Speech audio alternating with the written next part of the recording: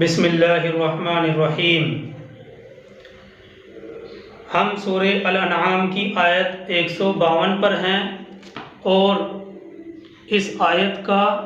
ایک حکم یعنی ناپ تول میں کمی سے متعلق بیان کیا گیا تھا، اور اس آیت 152 کا دوسرا مسئلہ اور دوسرا حکم یہ ہے، اللہ تعالیٰ فرماتے ہیں وَإِذَا قُلْتُمْ فَاعْدِلُوا وَلَوْ كَانَ ذَا قُرْبَى وَإِذَا قُلْتُمْ فَاعْدِلُوا وَلَوْ كَانَ ذَا قُرْبَى، یعنی جب تم بات کہو تو حق کی بات کہو اگرچہ وہ اپنا رشتہ دار ہی ہو، وَلَوْ كَانَ ذَا قُرْبَى، اگرچہ وہ اپنا رشتہ دار ہی ہو۔ وَإِذَا قُلْتُمْ فَاعْدِلُوا وَلَوْ كَانَ ذَا قُرْبَى، یعنی جب تم بات کہو تو حق کی کہو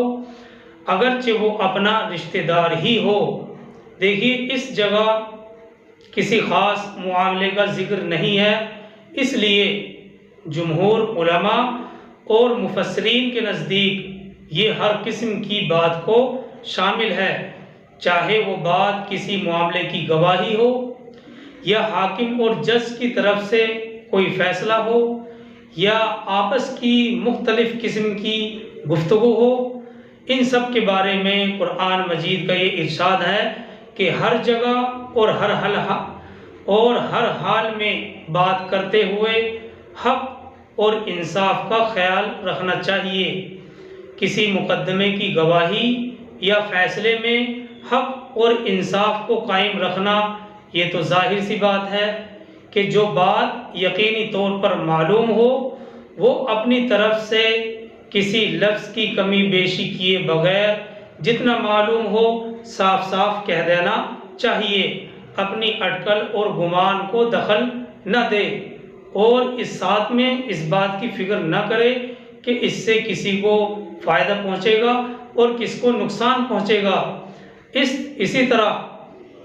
اگر کسی مقدمے کا فیصلہ کرنا ہو تو گواہوں کو شرعی اصول پر جانچنے کے بعد جو کچھ ان کی شہادت سے، ان کی گواہی سے قریب دوسری قسم کی دلیل ثابت ہو اس کے مطابق فیصلہ کرنا چاہیے۔ تو یہ بات کہنے کو تو آسان سی معلوم ہوتی ہے، لیکن بار بار قرآن مجید میں اس حکم کا ذکر کیا گیا ہے۔ وجہ اس کی یہی ہے کہ حق اور انصاف کا خیال رکھنا، کسی مقدمے کی گواہی یا فیصلے میں حق اور انصاف قائم رکھنے کے معنی یہ تو بالکل ظاہر ہے کہ جو بات یقینی طور پر معلوم ہو وہ اپنی طرف سے کسی لفظ کی کمی بیشی کیے بغیر جتنا معلوم ہو صاف صاف کہہ دے، اپنی اٹکل اور گمان کو دخل نہ دے، اور اس بات کی فکر نہ کرے کہ اس سے کس کو فائدہ پہنچے گا اور کس کو نقصان پہنچے گا۔ اسی طرح اگر کسی مقدمے کا فیصلہ کرنا ہو تو گواہوں کو شرعی اصول پر جانچنے کے بعد جو کچھ ان کی شہادت سے قریب دوسری قسم کی دلیل ثابت ہو اس کے مطابق فیصلہ کر دینا چاہیے۔ گواہی اور فیصلہ دونوں کے درمیان نہ تو کسی کی دوستی اور نہ محبت حق بات کہنے سے مانے ہو، یعنی حق بات کہنے سے دوستی اور محبت رکاوٹ نہ ہونی چاہیے، اور نہ کسی کی دشمنی اور مخالفت۔ اس لیے اس جگہ ان الفاظ کا کیا گیا ہے، ان الفاظ کا اضافہ کیا گیا ہے وَلَوْ كَانَ ذَا قُرْبَى، یعنی اگرچہ وہ آدمی جس کے مقدمے کی گواہی دینا یا فیصلہ کرنا ہے وہ تمہارا اپنا رشتہ دار ہی کیوں نہ ہو، تب بھی حق اور انصاف کے دامن کو نہیں چھوڑنا چاہیے۔ دیکھیے یہ قرآن مجید کی بڑی اہم تعلیم ہے، اور اس بات کا اس وقت پتہ چلتا ہے جب کہ بات اپنے اوپر آتی ہے یا اپنے رشتہ دار کے آدمی پکش مار جاتا ہے، چاہے وہ حق پر نہ ہو لیکن رشتہ داری کا پکش مار جاتا ہے۔ اس لیے قرآن مجید کی اس آیت میں خاص طور پر وَلَوْ كَانَ ذَا قُرْبَى کے الفاظ کا اضافہ کیا گیا ہے، یعنی اگرچہ وہ آدمی جس کے مقدمے کی گواہی دینا یا فیصلہ کرنا مقصد ہے وہ تمہارا اپنا رشتہ دار ہی کیوں نہ ہو، تب بھی حق اور انصاف کے دامن کو نہیں چھوڑنا چاہیے۔ اصل میں کیا ہے، قرآن مجید میں اس آیت کے نازل کرنے سے مقصود لوگوں کو جھوٹی گواہی اور حق کے خلاف فیصلہ کرنے سے روکنا ہے۔ جھوٹی گواہی کے بارے میں ابو داؤد اور ابن ماجہ نے رسول اللہ صلی اللہ علیہ وسلم کا یہ ارشاد نقل فرمایا ہے کہ جھوٹی گواہی شرک کے برابر ہے۔ جی ہاں، 3 مرتبہ اللہ کے نبی صلی اللہ علیہ وسلم نے یہ بات ارشاد فرمائی کہ جھوٹی گواہی شرک کے برابر ہے، جھوٹی گواہی شرک کے برابر ہے، 3 مرتبہ ارشاد فرمایا۔ اور پھر سورہ حج کی آیت 39 تلاوت فرمائی۔ وہاں سورہ حج میں آیت نمبر 30 اللہ کے نبی صلی اللہ علیہ وسلم نے دلیل کے طور پر ارشاد فرمائی، جس کے اندر بیان کیا گیا ہے فَاجْتَنِبُوا الرِّجْسَ مِنَ الْأَوْثَانِ وَاجْتَنِبُوا قَوْلَ الزُّورِ حُنَفَاءَ لِلَّهِ غَيْرَ مُشْرِكِينَ بِهِ، یعنی بت پرستی کے گندے عقیدے سے بچو اور جھوٹ بولنے سے اللہ کے ساتھ کسی کو شریک نہ بناتے ہوئے۔ اصنام پرستی کے گندے عقیدے سے بچو، جھوٹ بولنے سے اللہ کے ساتھ کسی کو شریک نہ بناتے ہوئے۔ اسی طرح حق کے خلاف فیصلہ کرنے کے بارے میں ابو داؤد نے بروایت حضرت بریدہ رضی اللہ تعالیٰ عنہ کی روایت نقل کی ہے۔ حضرت صلی اللہ علیہ وسلم یہ ارشاد فرماتے ہیں، قاضی یعنی حاکم، فیصلہ کرنے والا، قاضی جج یعنی مقدمات کا فیصلہ کرنے والا جج، یہ 3 قسم کے ہوتے ہیں۔ اللہ کے نبی صلی اللہ علیہ وسلم ارشاد فرماتے ہیں کہ قاضی 3 قسم کے ہوتے ہیں، ایک جنت میں جائے گا اور 2 جہنم میں جائیں گے، ایک جنتی ہے اور 2 جہنمی ہیں۔ اللہ کے نبی صلی اللہ علیہ وسلم نے فرمایا قاضی 3 قسم کے ہیں، ایک جنت میں جائے گا اور 2 جہنم میں۔ جس نے معاملے کی تحقیق کر کے حق کو پہچان لیا پھر حق کے مطابق فیصلہ کیا، ایسا قاضی جج جنتی ہے۔ اور جس نے حق بات کو جان تو لیا اور جان بوجھ کر فیصلہ اس کے خلاف کیا، وہ دوزخی ہے۔ اور اسی طرح سے وہ قاضی جس کو علم نہ ہو یا تحقیق اور غور و فکر میں کمی کی اور جہالت کی وجہ سے کوئی فیصلہ دے دیا، وہ بھی جہنم میں جائے گا، کیونکہ وہ ایک حاکم ہے، جج ہے، جج کی کرسی پر بیٹھا ہوا ہے۔ اس کے لیے ضروری اور لازم ہے کہ غور و فکر کرے،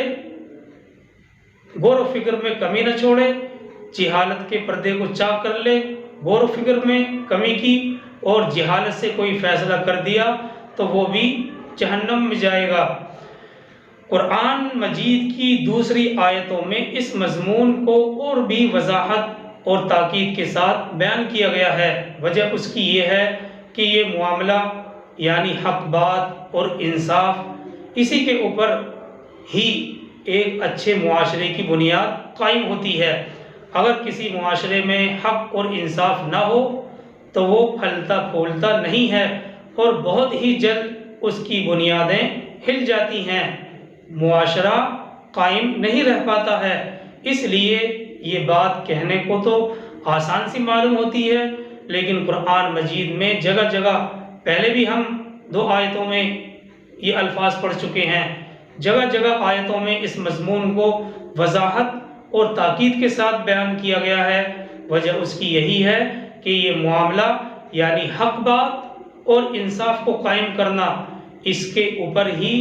ایک اچھے معاشرے کی بنیاد قائم ہوتی ہے۔ اگر کسی معاشرے میں حق اور انصاف نہ ہو تو وہ پھلتا پھولتا نہیں ہے اور بہت ہی جلد اس کی بنیادیں ہل جاتی ہیں۔ شہادت یا فیصلے میں کسی کی دوستی، قرابت اور تعلق کا، اسی طرح اور مخالفت کا کوئی اثر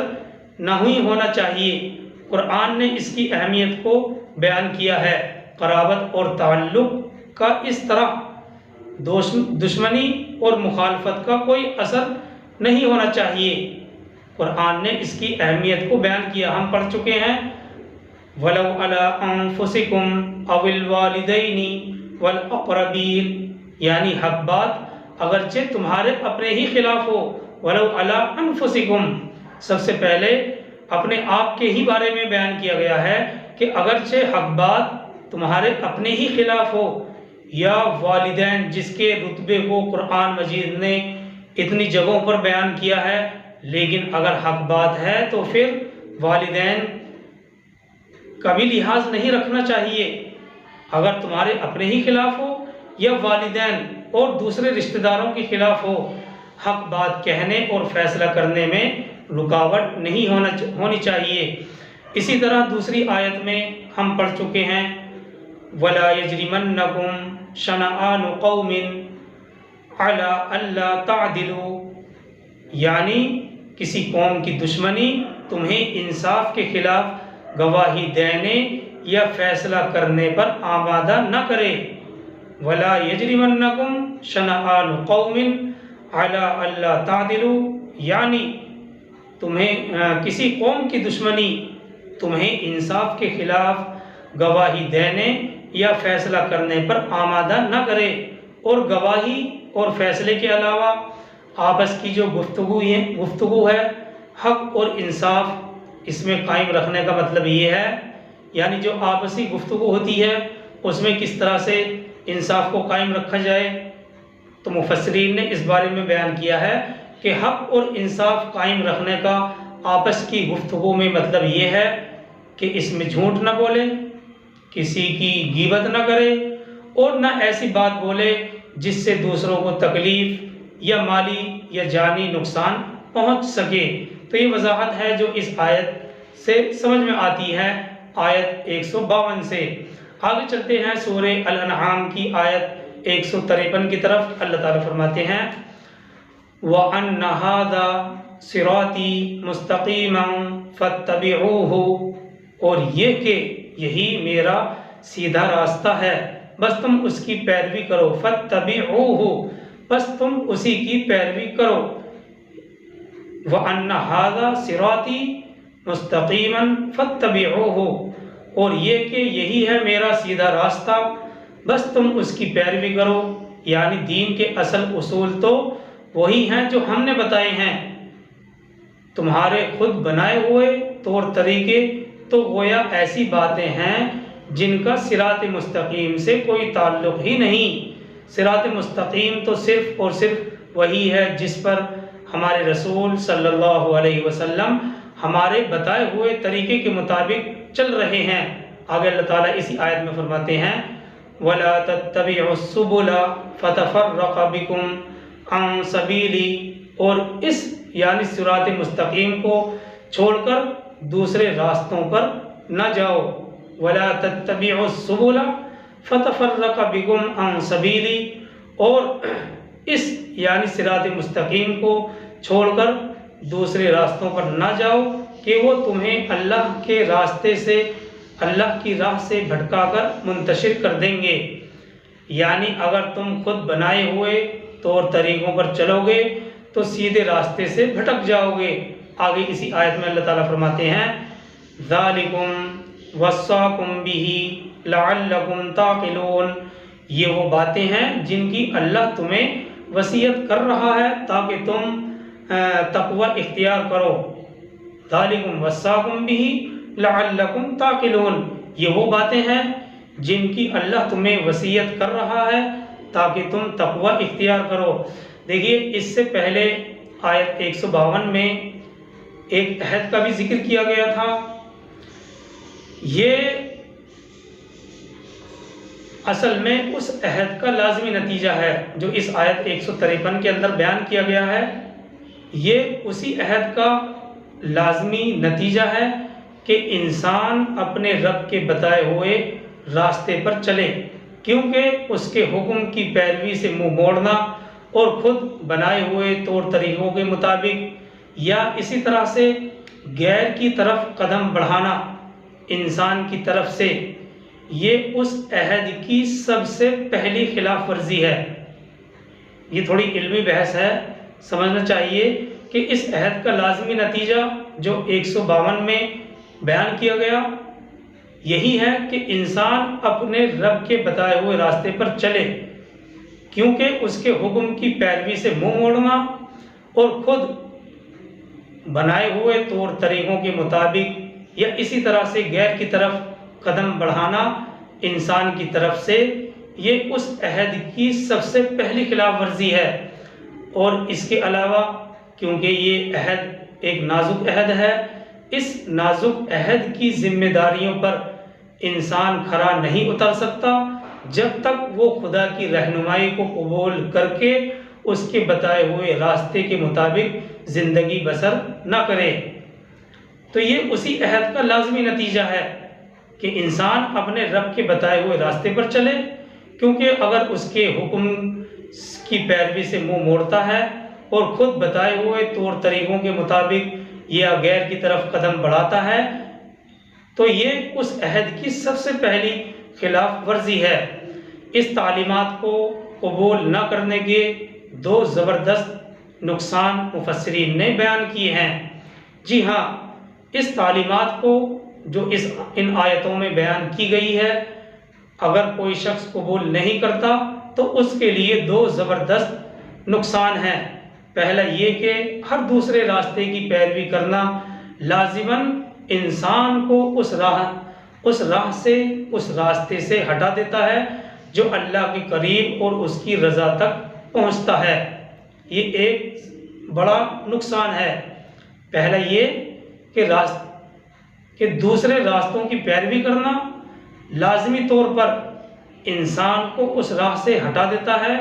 جو اللہ کے قریب اور اس کی رضا تک پہنچتا ہے۔ نمبر 2، دوسرا نقصان یہ ہے کہ اس راستے سے ہٹتے ہی بے شمار ٹیڑھے میڑھے راستے سامنے آ جاتے ہیں۔ جیسے ہی آدمی سیدھے راستے سے ہٹتا ہے تو اس راستے سے ہٹتے ہی فوراً بے شمار بہت سے ٹیڑھے میڑھے راستے سامنے آ جاتے ہیں جس میں بھٹک کر انسان کی پوری زندگی پراگندہ ہو جاتی ہے اور پوری زندگی پراگندہ ہو کر رہ جاتی ہے۔ تو بہرحال ان دو اور زبردست نقصانوں اس آیت کے اس جملے میں بیان کیے گئے ہیں کہ دوسرے راستے پر نہ چلو، وہ تمہیں اللہ کے راستے سے ہٹا دیں گے، ہٹا کر پراگندہ کر دیں گے۔ دیکھیے آیت کے اس جملے میں وَأَنَّ هَذَا صِرَاطِي، ہاذا کا لفظ استعمال کیا گیا ہے، اور اس لفظ ہاذا کا مطلب ہوتا ہے یہ، اور اس لفظ ہاذا سے اشارہ دین اسلام کی طرف بھی ہو سکتا ہے اور قرآن مجید کی طرف بھی ہو سکتا ہے، اور اسی طرح سے یہ بھی ہو سکتا ہے کہ اس لفظ ہاذا سے اشارہ اس سورہ الانعام کی ہی طرف ہو، کیونکہ اس سورہ میں پورے اسلام کے اصول، توحید اور رسالت اور شریعت کے احکام کو بڑی تفصیل کے ساتھ ذکر کیا گیا ہے۔ تو مفسرین نے تینوں احتمال بیان کیے ہیں کہ اس لفظ ہاذا سے اسلام کی طرف بھی اشارہ ہو سکتا ہے، قرآن مجید کی طرف بھی اشارہ ہو سکتا ہے، اسی طرح سے اس لفظ ہاذا سے سورہ الانعام کی طرف بھی اشارہ ہو سکتا ہے، کیونکہ اس سورہ الانعام میں پورے کے پورے اسلام کے اصول، توحید اور رسالت اور شریعت کے بڑے بڑے احکام